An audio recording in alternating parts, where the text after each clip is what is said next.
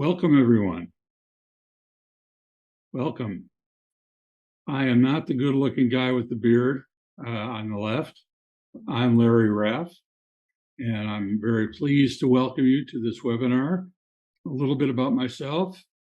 I'm president of Copley Raff, which is a national management and fundraising consultancy for nonprofit organizations, and the creator of the tool that you'll be seeing in a moment. This tool to help major donor fundraising sort of grew over the last 10 or 15 years as a result of a 4-day immersion program that I conducted with a colleague to create master gift officers. And from that, a glaring hole emerged that we're going to talk about filling as part of this process. The tool has been developed over the last 10 plus years, and I've been using it with private clients for the last 5 years as a way to continually refine its accuracy and its usefulness. But before we get going, I do want to thank the development team that's been working with me side by side for nearly a year to bring this to the web and to the broader profession. John Gittleman, who is co-hosting this and will be fielding your questions that come in the chat. Please do put whatever question comes around into the chat and we will get to it. Justin Gittleman has been our advisor on all things communication and web. Richard Stearman of Ashdown Technologies is the wizard who has built all of our technology that you're about to see. And of course, our beta testers. We've had many colleagues beta test this tool and have given us fantastic feedback that has made it to be quite a useful tool. Let's first talk about what challenges you face. And because the cursor doesn't work, I'm going to be moving around the screen a little bit and help you focus on the things that I'm talking about. The shrinking donor pool, we have all read about that of late. This is a phenomenon that will probably continue. And what that means is it makes the importance of major donors and wealthier donors all the more valuable to our fundraising efforts. Making sense of donor research. You gather all of this information about your donor in preparation for an ask, including philanthropic capacity estimates, and you still are in a position where you need to figure out how much to ask for. What number do you put on the table, so to speak, and request of your donor? And it's a mysterious process. What happens is personal bias comes into play. We all have personal bias, and I'm going to show you the results of 10 years of research that addresses that head on. Almost all of the organizations, of all the training that I've done over my 40-year career in advancement, I often ask the room, how many of you have a formal process for determining how much to ask a donor for a major gift? And virtually no one raises their hand because they just don't. And it's one of those black holes that emerged in my experience over time. And are you ready to make the ask? Do you have enough pertinent information to properly engage with a gift conversation with the donor? Those are the kinds of issues that are centrally important to being successful in major donor fundraising. I want to tell you a story. And this research is quite illuminating. So over a 10-year period, I would present to groups of fundraisers. Over 400 fundraisers over 10 years were given 2 case studies, 21 data points for each donor, a smaller donor and a larger donor. And I simply asked them, what would you ask these donors for a 3-year pledge, major gift? And I just collected the information over that period of time. And for the smaller donor, the range of responses from fundraisers went from $15,000 to $250,000, all using the same set of information. And for the larger donor, it ranged from $50,000 to a whopping $3 million. Wow. So what is this? What's the message behind this? The message is that bias plays an enormously powerful role in what fundraisers view as important as a consideration for making an ask. And that's no way to run a business. We have to have a consistent methodology to come up with an amount that we can defend to our donor, to our bosses, and so forth. So this realization drove me to create the tool you're about to see. Along with our beta testers and my knowledge of the business, it became clear that coming up with a number is basically a guessing game, right? You can have all this information, but at the end of the day, you're guessing. And the two things you don't want to do as a fundraiser are upset the donor and your relationship with the donor and leave money on the table. We don't want to ask for too little if the donor was expecting to give more or could give more if they were asked. And I will tell you that our beta testers said a number of very, very important things. But essentially, they said we rely on intuition, thinking fast on our feet, and divine good fortune. Now, I am sure everyone on this webinar is divine in many ways, but not all of you have good fortune when it comes to this process. We want to share with you a tool that will bring you good fortune. And I want to welcome you to Abacus Major Donor Ask Calculator. Abacus is a labor of love for me, and it is a tool that has proven itself in the field and continues to prove itself in the field.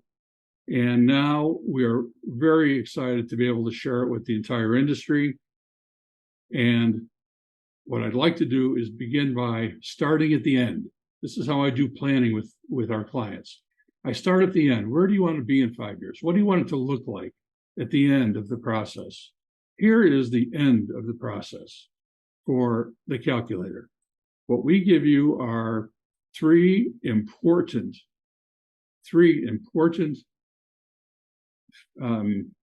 numbers, if you will, or pieces of information. The first is an Ask Readiness score. This is a score that illustrates in a percentage how ready you are, how much of the right information you have in order to proceed with a gift conversation. Are you missing key pieces of information? If you are, that score would be much lower, it'd be in the 80s or 70s. And that'll tell you that, hey, I need to do more research. I need to better know my donor before I move forward. So with a 97% score, that's great. You're in good shape. And in this particular scenario with the donor, Chris Jones, up there on the upper left, the calculator suggests a 3-year pledge ask of $42,000, which is an aspirational 3-year pledge you can confidently and respectfully ask for from the donor. The goal, the pledge goal, is a realistic expectation that's based on the $42,000. So ask 42 to get 32. And of course, you may not want to ask for $42,000, but you'll ask for 40 or 45 and round it into a more palatable number. But the calculator doesn't go quite that far. Over here on the bottom is 2 gray bars, the readiness range and the tips for asking for closing a gift are drop-down menus that give you a wealth of suggestions and tips and tools to help you close the gift. I also want to take this moment to show you the upper profile here, the upper menus here, where there's a profile library that we'll get to in a minute, a knowledge base. A knowledge base has instructions, videos, frequently asked questions, and the feedback gives you an opportunity to tell us what you think, answer a survey so that we can continue to refine this tool. You can also print it out and email it to yourself like in most common situations. Here's how it works. It's a smart wizard. The Abacus has 6 categories. You can see 1 through 6 here, and a total of 21 questions, just 21 questions. They're going to address giving history, philanthropic capacity, and gifts to other organizations. Are they involved with your organization? What differentiates Abacus from, let's say, Donor Search or iWave? Most of the questions are based on your organization and how the donor interacts with you and your organization. It's finely tuned to your situation. So are they on the board? Were they a board member in the past? Do they sit on other boards? Are they involved with other organizations? And how are they involved with yours? Do they attend your fundraising events and so forth? And very importantly, are they interested in what you're asking for? Are they, if you're in a campaign, are they interested in the campaign? Have they shown interest? Do they respect one of the solicitors on your team? Questions of that nature. Number 7 allows you the opportunity to put in additional notes that you have about the donor so that all of your information can be in one place in the profile that's provided you through Abacus. And then finally, you get a chance to review your answers, make any changes you need, and hit that calculate button that gets you to this page. I'll show you a couple of pages here. We're not going to go through in detail the calculator because I want you to go to donorabacus.com and sign up for a free week that you can try this for free, and you can run 100 profiles if you have that many people to think about in your donor pipeline and see how it looks to you. So here's an example of the donor. Chris Jones is 49, working, and importantly, if you have a donor record number for Chris Jones in your CRM, this gives you the opportunity to import the result back into your database. And I'll show you that in a moment. Each of the pages has explanatory information like you see here. It's another example of the donor giving history. This is information you should have at the ready from your database and be able to fill that in. I will add that the questions in 4, 5, and 6 are yes, no, and I don't know buttons you press. So you don't have to come up with any more numbery pieces of information. You simply have to say yes or no to the rest of the questions. So you can really breeze through this tool quite rapidly. This is the library of all of your profiles. So why is this important? Needless to say that being able to look back on a profile that you've done is important. When it was created, the readiness score, if you have a low readiness score, you see some here like the second one for Mike Stein at 87%. You're not ready to ask at 87%, and you need to do more work on that. The summary of the pledge ask and the pledge goal are there. And what's really important is this actual pledge. What we're asking our subscribers and users to do is once things are done, come back here and indicate. We start with not asked. If it's pending, like right here, that means you've made the ask, but you haven't heard back yet. You haven't closed the gift. And then when you do close the gift, you can put that amount, say the $25,000 for Mike Stein, in there. And so that's important for your analytics and for us to be able to refine the calculator over time.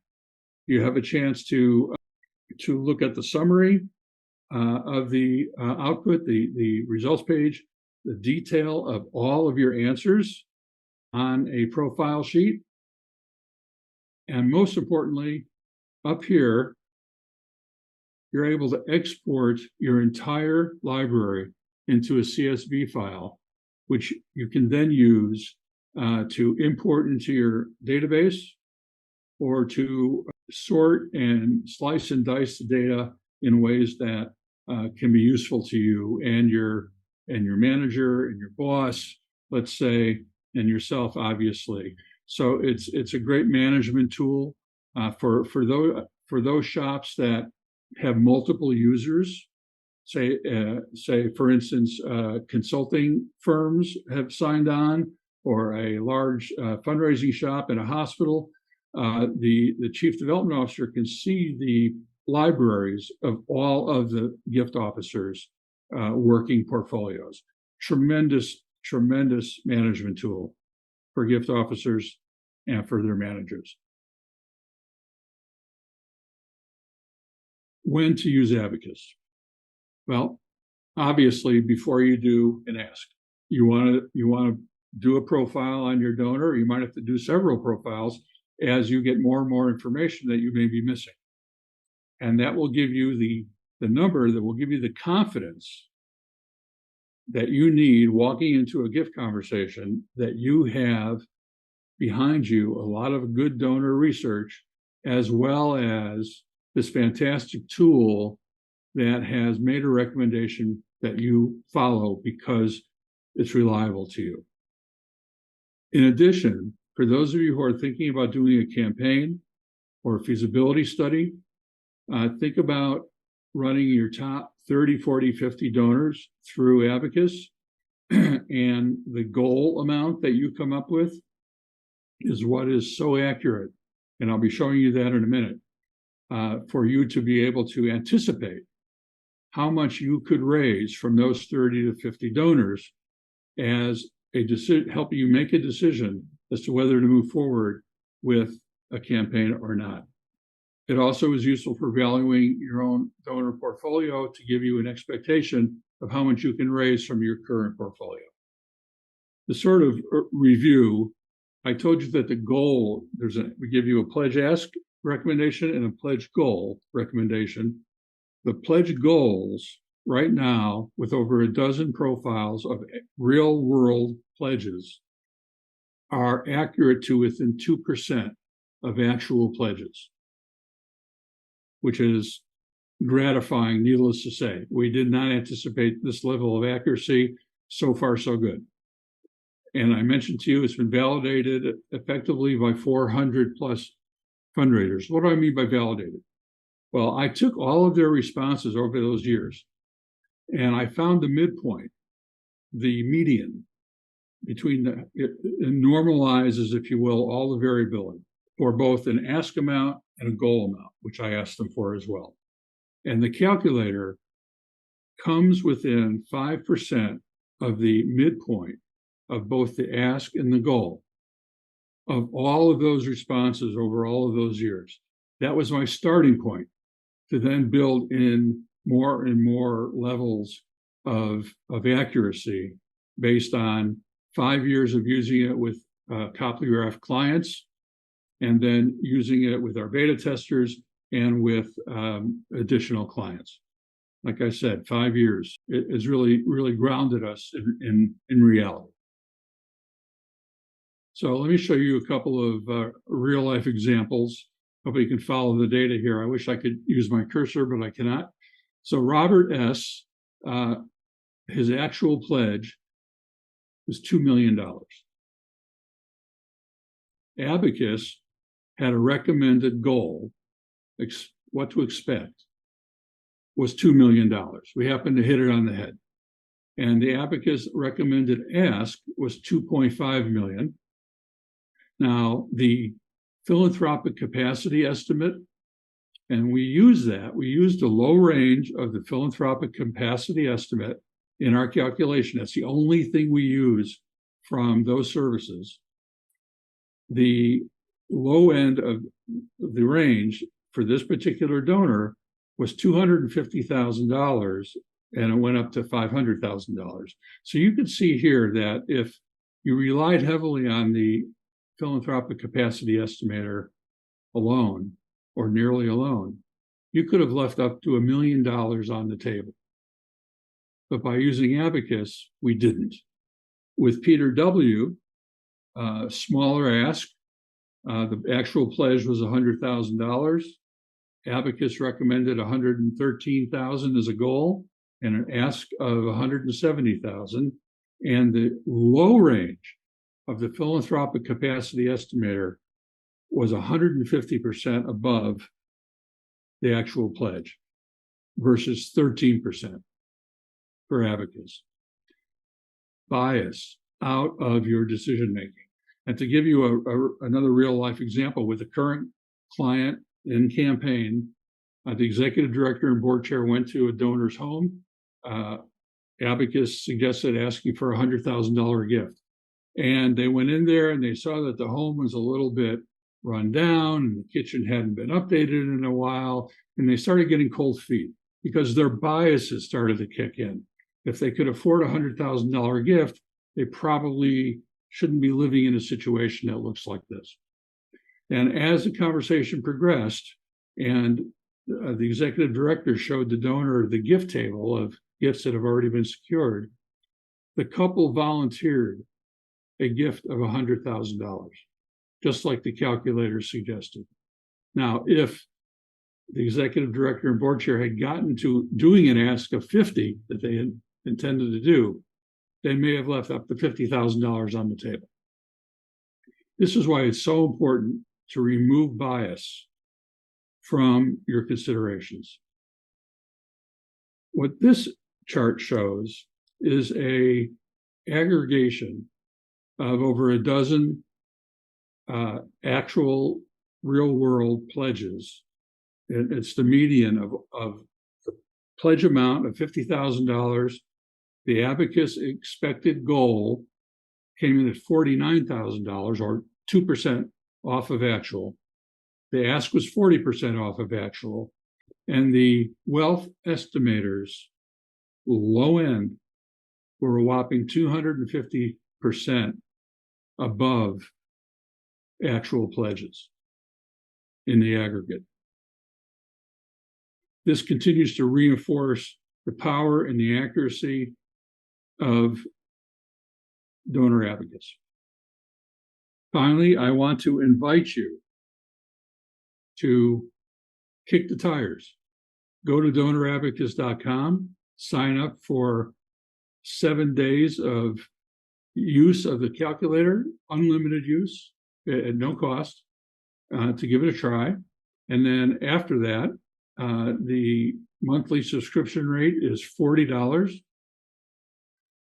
which is a bargain, I think, by any measure. And then for those of you who are in larger shops where you want multiple people to have access, drop me a line, give me a call, and we can talk about fulfilling the needs that you have for your shop.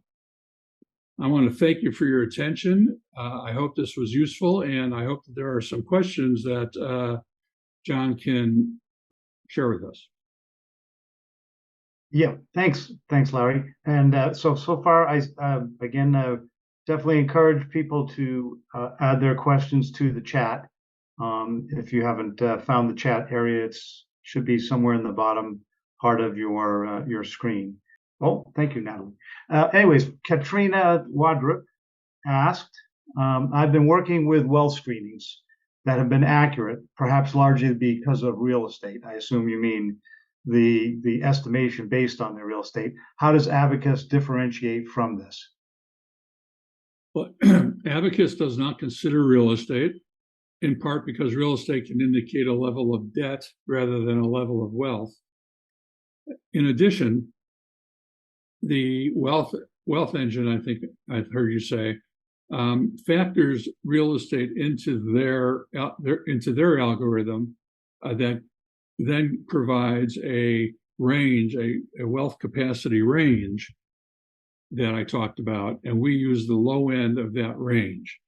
So real estate sort of gets involved with that algorithmic value, but we don't take it directly. Great.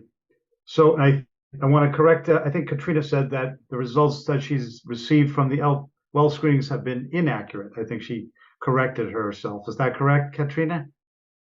Okay. That is more usually the case. Yeah, I think I would like to add, in discussions with in our research with users of these donor search or, a wealth estimation software, they kind of laughed at themselves sometimes. The reliability of these numbers have to be taken with a grain of salt. I think it's sort of an unspoken feeling that gift officers and fundraisers have, that they really can't rely on these numbers wholly. They're useful, but they'll only take you so far. Can we have a range of ask amounts? Vish Vass asked, can we have a range of ask amounts? Well, that's a very good question. I typically, when I'm doing asks, I've been doing them for 40 years, don't provide a range. I provide a number.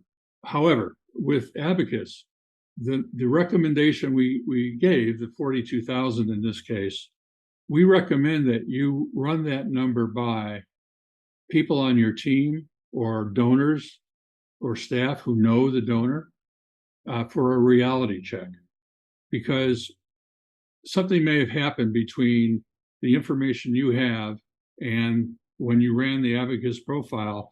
Life could have gotten in the way. For instance, there might have been a divorce, there might have been any number of an illness, what have you. So you always want to do a reality check on a number, but at least Abacus is getting you into a very tight place that you can defend.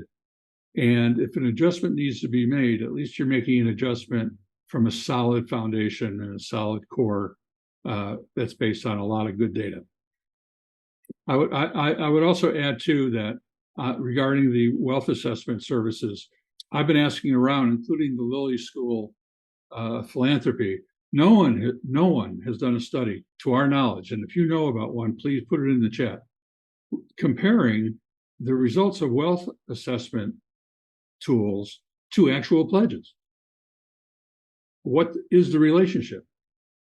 As far as I know, there's nothing that's looked at that. We are beginning to collect that information, and with your help and your use, we'll collect more and more of that information and be able to, I think, help those services as well as help fundraisers generally. Okay, we're getting some really nice comments here. We appreciate your kind words. Doreen Baker asked, "Is there a limit on a time limit on the 1 week offer? So, for example, would she have time to devote testing until later this year?" So, and this might be an interesting time to sort of mention that a lot of the driver, one of the key drivers to using this is having a campaign. But the question is there a time limit beyond 1 week? Right now, we're set up to do a 1 week period of time, and then afterwards, you would, using the same login, you would need to then pay. So you can delay trying it, or try it, remember how great it was, and then when it came time to do your campaign, you can revisit and subscribe. For $40, it's not too big of a leap, considering the potential advantages or benefits of using the Ask Calculator. For $40, it's a pretty inexpensive way. The return on investment, it will typically happen almost immediately upon your first or second ask. Okay, Vish Vass asks, how are you gathering data from outside of the giving history of the donor? Are these open source data sources? We don't ask a lot about their giving history other than their largest gift to another organization. In addition to the giving history of your organization, which you should have, all we ask is one other question about their giving history, and that is their largest known gift to another organization, or gift or pledge to another organization. That could be found through Google. It could be found through one of the services. Typically is available. It won't kill you. I mean, you can still get a profile out of it. But it helps a great deal to know that I've seen situations where the wealth assessment range was $10,000, and we knew that donor had given $1 million to another organization. they hide their wealth. So the wealth assessment tool is not finding it. But the fact that they gave $1 million to another organization factors heavily into our calculation. So it's important and it can be found. And that's all. The rest of the questions are based on behavior with your organization, donor behavior. This next question comes from, and I think I'm pronouncing it correctly, Denis Buston. And I promise this person is not a plant. They want to know, how can they receive an email with instructions on how to sign up for the free test drive? Denis, we will be sending out a video of this presentation with a link to the website. And there's a simple button that says try Abacus, and you're off to the races. So it's really simple. I hope I'm answering the question that I heard. It's very simple. There's the website right here next to me. And I would add that the website also goes into a number of a lot deeper into some other issues that Abacus can support in your operation, in addition to what we've discussed already. Okay, ready. Larry, I know you're ready for this question because we've talked about it an awful lot. Are you looking, this comes from Vishvas as well, are you looking to build APIs to connect with existing database that clients use, or will the donor data need to be imported into Abacus? That question comes up more and more often, which is obviously affecting our decision making. Our first and priority is to be out there for you to use. We will be working behind the scenes to explore how to do that.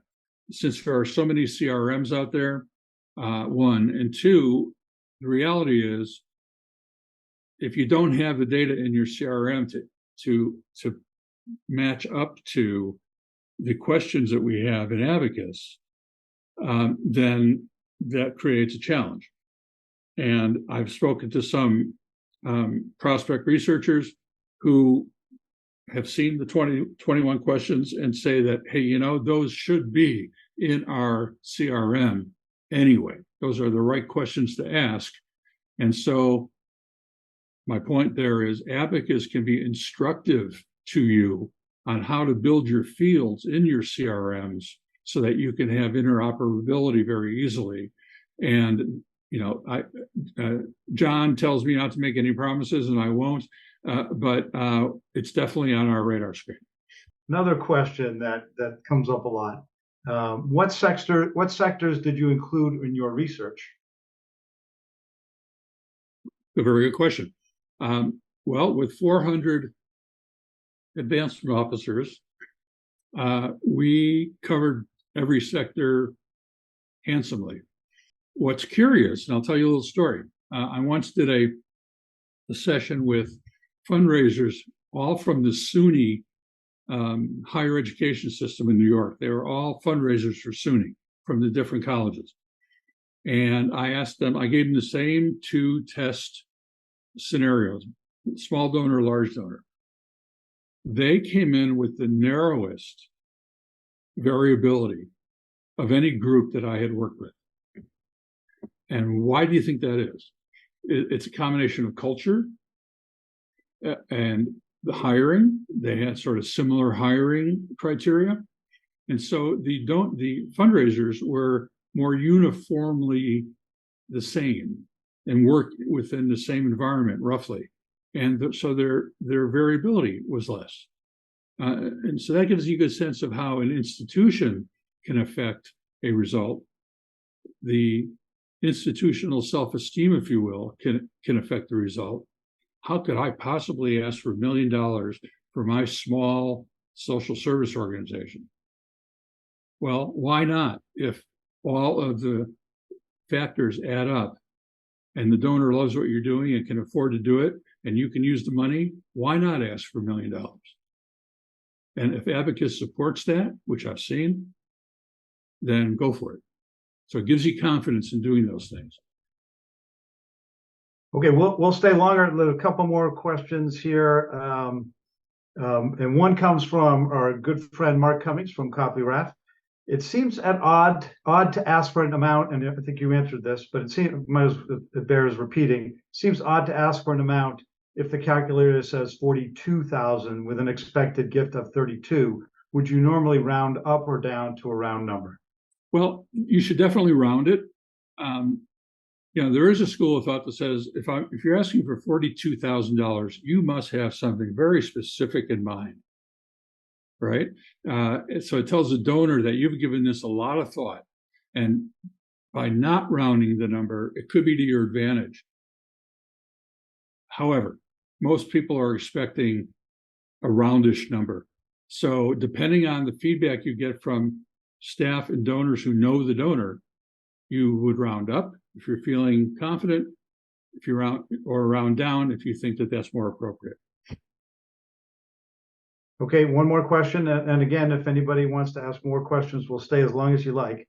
But Amanda Preston asks, if we decide not to go ahead with a monthly subscription, what happens to the profiles we've created? That's a very good question. You can download the profiles you created in a CSV file at the end of your trial period, or at the end of 3 or 4 months of using it. You can download everything into a CSV file to preserve that information so you don't lose your library. But in terms of access to Abacus, to get back into Abacus, you would need to resubscribe. That's correct. Okay. All right. Well, oh, great. Thank you, Amanda. Oh, she said great. All right. Amanda. Well, we hope you stay. I think one of the real benefits is the ability to track success of your donations by coming back to update the information with where you're at in the ask process and what the actual, and we see this as something that will play a larger role over time. Not spelling out anything explicit, but these are the kinds of things that I think will make people want to come back to visit Abacus again and again. Yeah, and thank you for that. And I also want to share that it's our hope that Abacus, as we collect more and more data on your work out there in the field and the results you get, that one, we can improve the tool, but secondly, we can inform our profession of developments about major donor fundraising that are going to be very important.